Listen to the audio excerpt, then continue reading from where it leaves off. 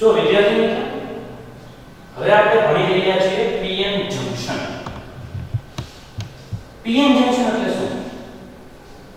સૌથી પહેલા સમજાવું પીએન જંકશન કોને કહેવાય. પીએન જંકશન એટલે એક તરફ p પ્રકારનો અર્ધવાહક, એક તરફ n પ્રકારનો અર્ધવાહક, આ બંનેને ભેગું કરીને જે વિસ્તાર બને છે એને આપણે પીએન જંકશન કહીએ છીએ. પીએન જંકશન બનાવવા માટે એક સાઈડ p પ્રકારનો અર્ધવાહક હોય, એક સાઈડ n પ્રકારનો અર્ધવાહક હોય. p અને n પ્રકારના અર્ધવાહક ભેગું કરતા તમને શું મળે છે? PN junction. હવે પીએન જંકશન બનાવવું કઈ રીતે? સપોઝ કે આ સિલિકોનની કોઈ પતરી છે, વેફર છે, ફોઇલ છે. આ કોઈ સિલિકોનની ફોઇલ છે, પતરી છે. હવે આ પતરીની અંદર સિલિકોનની પ્લેટની અંદર પ્લેટ છે, પતરી છે, કપોટી છે, બધા એક ને એક ના. આ સિલિકોનની પતરીની અંદર એક સાઈડ એક્સેપ્ટર અશુદ્ધિ ઉમેરો. એક્સેપ્ટર અશુદ્ધિ ઉમેરતા.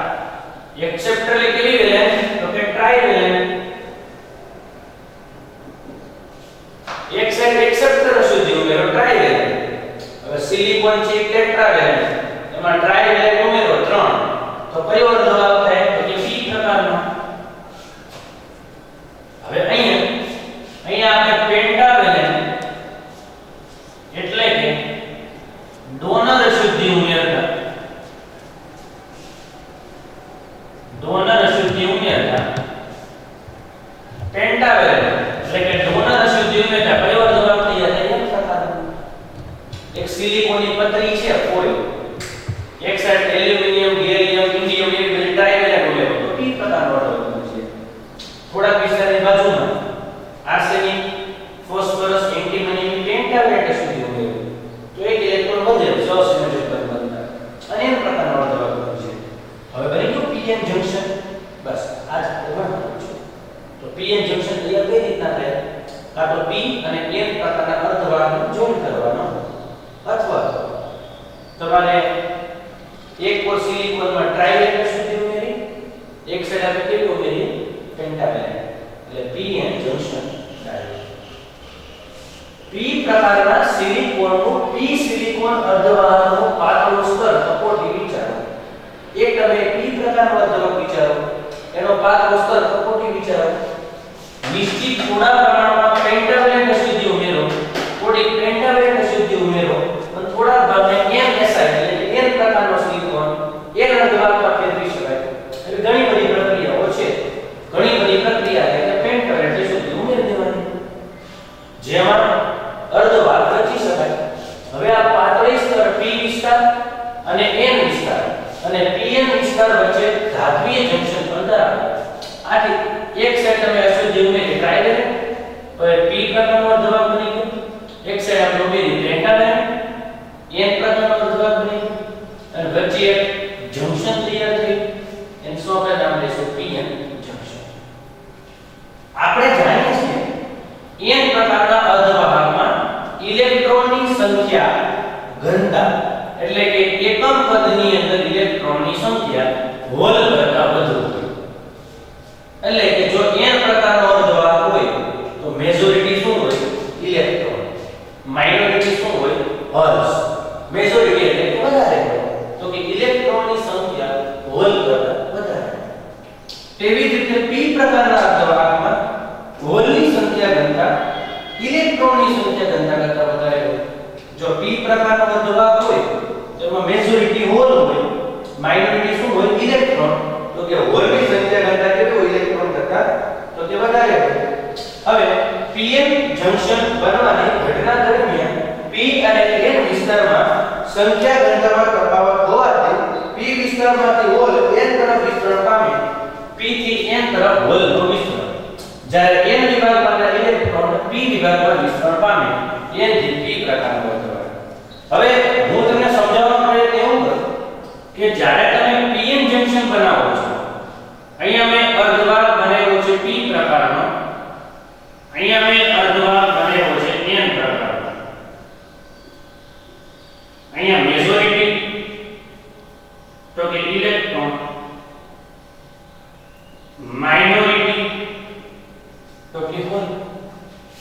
જો તમે n પ્રકારનો અર્ધવાહક બનેલો તો મેજોરિટી તો કે ઇલેક્ટ્રોન, માઇનોરિટી તો કે હોલ, અને p પ્રકારનો અર્ધવાહક એમાં મેજોરિટી તો કે હોલ, માઇનોરિટી તો કે ઇલેક્ટ્રોન. હવે આના મેજોરિટી ઇલેક્ટ્રોન છે એનો વહન p પ્રકારમાં થાય, આના મેજોરિટી હોલ એનો વહન n પ્રકારમાં થાય. તો p વિસ્તારમાંથી હોલ n તરફ જાય. p વિસ્તારમાં મેજોરિટી હોલ છે એ n ની અંદર વહી જાય, n ની અંદર મેજોરિટી ઇલેક્ટ્રોન છે એ આ સાઈડ વહી જાય. ટૂંકમાં મેજોરિટી ચાર્જ કેરિયર ગતિ કરે. કોને મેજોરિટી કહેવાય? જેની સંખ્યા વધારે હોય.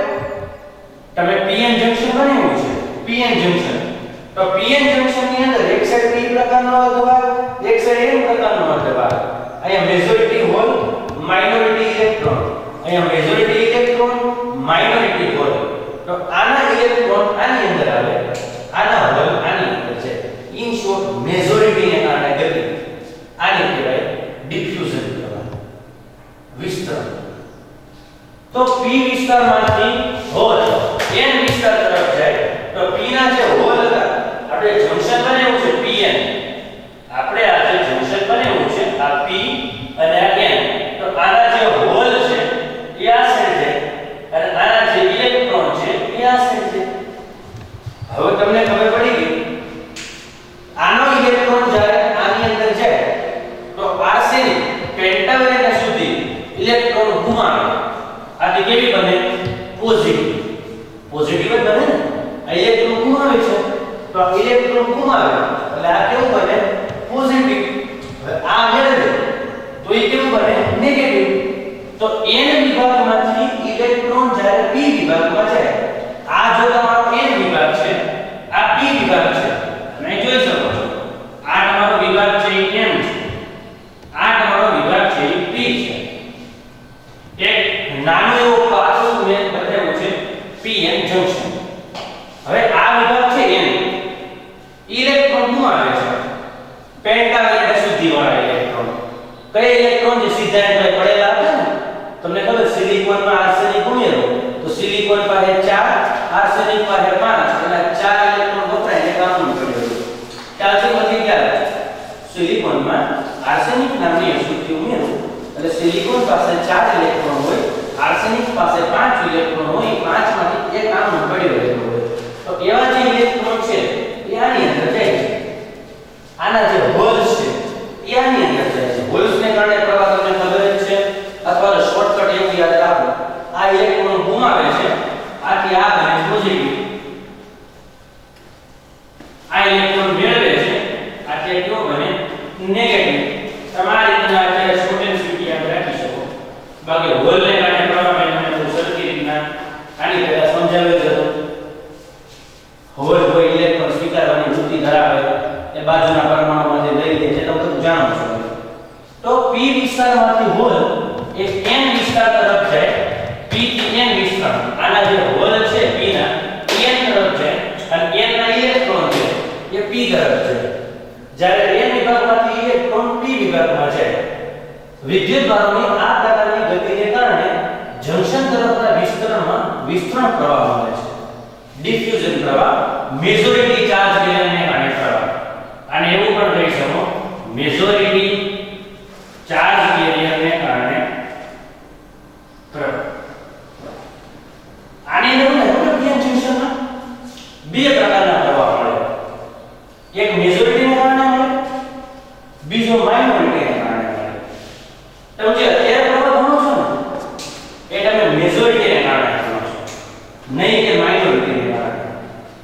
તો જ્યારે ઇલેક્ટ્રોન n માંથી p માં જાય ત્યારે પાછળના n વિસ્તારમાં આયનીકૃત ડોનર રાખતો છે. આ આયનીકૃત ડોનર એ ધન વિદ્યુત ભારિત છે. હવે તમને ખબર છે n પ્રકારનો અર્ધવાહક કેવો છે? મને તમે કહો n પ્રકારનો અર્ધવાહકનો મતલબ શું છે? સિલિકોનમાં આર્સેનિકની અશુદ્ધિ ઉમેરો. સિલિકોનમાં કોની અશુદ્ધિ ઉમેરો? આર્સેનિકની. n પ્રકારનો અર્ધવાહક કયો છે? હવે આર્સેનિકનો એક ઇલેક્ટ્રોન હોય તો એ કેવો બનવાનો? પી પ્રકારનો અર્ધવાહક કોને કહેવાય? સિલિકોનમાં એલ્યુમિનિયમ ની અશુદ્ધિ. હવે આર્સેનિક નો ઇલેક્ટ્રોન આવ્યો, આર્સેનિક એ પોતાનામાંથી ગુમાવ્યો તો એ પોઝિટિવ ચાર્જ બન્યો. એલ્યુમિનિયમ મેળવ્યો તો એ કેવો થઈ ગયો? નેગેટિવ ચાર્જ થઈ ગયો.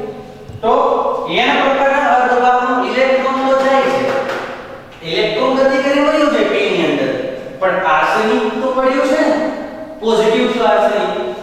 તો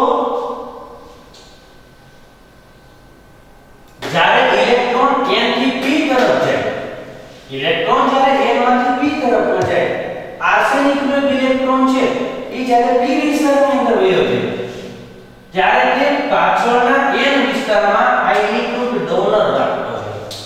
શું રાખતો છે? આયનીકૃત ડોનર. કોને કહેવાય આયનીકૃત ડોનર? Positive charge. આ આયનીકૃત ડોનર ધન વિદ્યુત ભારે એ ગતિશીલ નથી, તે સ્થિર હોય છે. શું કામ સ્થિર હોય? કારણ કે આજુબાજુના સિલિકોન પરમાણુ સાથે સહસંયોજક બનથી જોડાયેલો હોય છે. અહીંયા આપણે કેવી વાત છે? સિલિકોનમાં એલ્યુમિનિયમ છે, અહીંયા સિલિકોનમાં આર્સેનિક છે. હવે જ્યારે આર્સેનિકનો એક ઇલેક્ટ્રોન એલ્યુમિનિયમ પાસે વયો ગયો, જો આખી રચના આ રીતના છે, અહીંયા સિલિકોન એલ્યુમિનિયમ, અહીંયા શું છે? Silicon arsenic. તો આર્સેનિકનો એક ઇલેક્ટ્રોન જ્યારે આની અંદર વયો ગયો, આ ઇલેક્ટ્રોન ગુમાવ્યો, આ બન્યો પોઝિટિવ ચાર્જ, આને મેળવ્યો, આ બન્યો નેગેટિવ ચાર્જ. પણ આ આર્સેનિક છે ને એ આજુબાજુના સહસંયોજક બંધ વડે ઘેરાયેલો છે સિલિકોન સાથે. તો જ્યારે ઇલેક્ટ્રોન n વિભાગમાંથી p વિભાગમાં જાય, ત્યારે પાછળનો જે n વિસ્તાર છે એની અંદર એક આયનીકૃત ડોનર, આયનીકૃત એટલે પોઝિટિવ ચાર્જ છે, એવો ડોનર એટલે ઇલેક્ટ્રોન દેનાર, ઇલેક્ટ્રોન ગુમાવનાર, દાન કરનાર. તમને ખબર છે સિલિકોનમાં આર્સેનિક ઉમેરો છો તો એક ઇલેક્ટ્રોન વધે છે અને વધે એનું દાન કરે છે, આને ડોનર અશુદ્ધિ કહેવાય. આ સિલિકોનમાં એલ્યુમિનિયમ ઉમેરો તો સહસંયોજક બંધ બનવા જાય તો એક ઇલેક્ટ્રોન ઘટે, ઘટે એને એક ક્ષેત્ર અશુદ્ધિ કહેવાય. તો જ્યારે ઇલેક્ટ્રોન n માંથી p માં જાય, આ સિલિકોનની અંદર આર્સેનિક ઉમેરેલો છે, એ આર્સેનિકનો એક ઇલેક્ટ્રોન જ્યારે p ની અંદર જાય તો આર્સેનિક છે પોઝિટિવ ચાર્જ થયો, ગુમાયો, અને એલ્યુમિનિયમ પાસે 3 જ હોવા જોઈએ કેમ કે એનો પરમાણુ ક્રમાંક 13 છે, સિલિકોનનો તો 14 છે, તો 3 જ હતા, બરોબર હતા. એક વધારામાં આવ્યું તો એ નેગેટિવ ચાર્જ બન્યો. તો જ્યારે ઇલેક્ટ્રોન n થી p તરફ જાય ત્યારે પાછળના n વિસ્તારમાં આયનીકૃત ડોનર રાખવો છે. આ આયનીકૃત ડોનર ધન વીજભાર એ ગતિશીલ નથી. જે આર્સેનિક છે એ ગતિ કરી શકે કે સ્થિર હોય? તમે કહો સર આર્સેનિક તો સ્થિર જ હોય ને, આર્સેનિક એક ઇલેક્ટ્રોન p વિભાગને આપી દીધો તો શું આર્સેનિક ગતિ કરી કે સ્થિર હોય? સ્થિર જ હોય ને, કેમ કે આજુબાજુના સિલિકોન સાથે સહસંયોજક બંધથી જોડાયેલો હોય. હવે આ આયનીકૃત ડોનર ગતિશીલ નથી, તે સ્થિર હોય છે કારણ કે આજુબાજુના પરમાણુ વડે તે બંધિત હોય, સહસંયોજક બંધથી જોડાયેલો હોય. જેમ ઇલેક્ટ્રોન છે n થી p તરફ જાય છે તેમ ધન વીજભારી સ્તર જંક્શનના n તરફના વિસ્તારમાં રચાય છે. જેમ જેમ આર્સેનિક ઇલેક્ટ્રોન ગુમાવતો છે એમ અહીંયા પોઝિટિવ ચાર્જ આવતા જાય, positive positive positive positive positive positive. જેમ જેમ ઇલેક્ટ્રોન ગુમાવતા જાય એમ ત્યાં પોઝિટિવ સ્તર રચાતું જાય, અને જેમ જેમ p મેળવતો જાય એમ તે નેગેટિવ સ્તર રચાતું જાય. જેમ કે મેળવે છે, મેળવે તો નેગેટિવ બને, ગુમાવે તો પોઝિટિવ બને. તો તેમ ધન વીજભારી સ્તરના n તરફમાં રચાતું છે. જેવી રીતે સંખ્યા ઘનતાના તફાવતને કારણે જ્યારે હોલ p થી n તરફ વિસ્તરણ પામે ત્યારે પાછળ આયનીકૃત સ્વીકારનાર અશુદ્ધિ ઋણ વીજભાર છોડતા જાય, તે પણ ગતિશીલ નથી. હોલ જ્યારે p માંથી n તરફ જાય એટલે આ અંદર શોર્ટ ફોર્મ એવું યાદ રાખીએ તો હોલ પૂરાય છે, p વિભાગનો જે હોલ છે એ કમ્પ્લીટ થઈ જાય. આ શોર્ટકટ એમ હોલની રીતે તમે ભણી ગયા છો, એ માઈનસ ચાર્જ બને, બાજુના સિલિકોનનો વેલેન્સ ઇલેક્ટ્રોન ખેંચી લે, એ પોઝિટિવ આયન ગતિ તમને ખબર જ છે. અત્યારે તો યાદ રાખો કે હોલ છે p માંથી n માં છે એટલે કે હોલ પૂરાઈ જાય. તો આ હોલ વિસ્તરણ પામતા જાય તેમ ઋણ વીજભારનો પણ એક સ્તર p તરફ રચાતું છે. કા કોઈ એમ યાદ રાખો હોલ છે p માંથી n માં છે અથવા તો એમ યાદ રાખો n નો ઇલેક્ટ્રોન p માં આવીને હોલ તોડી દે કા એમ યાદ રાખો હોલ છે p માંથી n માં આવ્યો અથવા તો શોર્ટ એન્ડ સ્વીટ એમ યાદ રાખો n નો જે ઇલેક્ટ્રોન છે ને n વિભાગનો ઇલેક્ટ્રોન એ p વિભાગની અંદર હોલની અંદર સમાઈ ગયો આથી એને ઇલેક્ટ્રોન મેળવવો અને મેળવવાથી કેવો બને માઈનસ ચાર્જ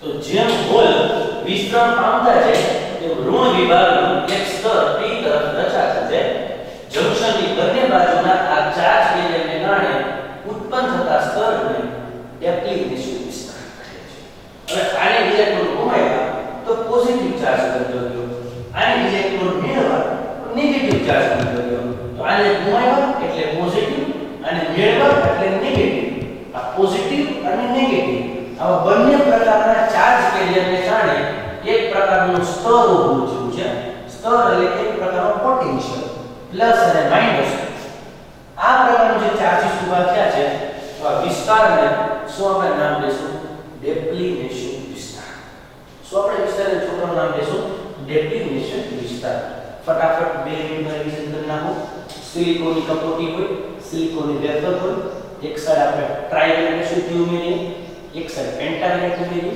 ટ્રાયવેલેન્ટ ઉમેરીને p પ્રકારનો અર્ધવાહક બને પેન્ટાવેલેન્ટ ઉમેરીને n પ્રકારનો અર્ધવાહક બને p પ્રકારના અર્ધવાહકમાં મેજોરિટી હોલ્સ હોય માઇનોરિટી ઇલેક્ટ્રોન હોય n પ્રકારના અર્ધવાહકમાં મેજોરિટી ઇલેક્ટ્રોન હોય માઇનોરિટી હોલ હોય એટલે કે p પ્રકારમાં હોલ વધારે ઇલેક્ટ્રોન ઓછા n પ્રકારમાં ઇલેક્ટ્રોન વધારે હોલ ઓછા જો આવું થાય તો આ મેજોરિટી ચાર્જ ની ગતિ કરે કેમ કે આની પાસેના જે ઇલેક્ટ્રોન છે n પાસેના એ p પાસેના હોલની અંદર પુરાય છે જો આવું થાય તો n ઇલેક્ટ્રોન ગુમાવ્યા આથી એ બને પોઝિટિવ અને p એ ઇલેક્ટ્રોન મેળવ્યા આથી એ બને નેગેટિવ ચાર્જ તો આ પોઝિટિવ અને નેગેટિવ ચાર્જ એવું એક વિસ્તાર વિસ્તારને શું નામ દઈએ છીએ ડેસ્ટિનેશન સ્તર ખ્યાલ આવ્યો એકવાર જોઈ લેજો નેક્સ્ટ આપણે પછી લેક્ચરની અંદર ભણીશું થેન્ક યુ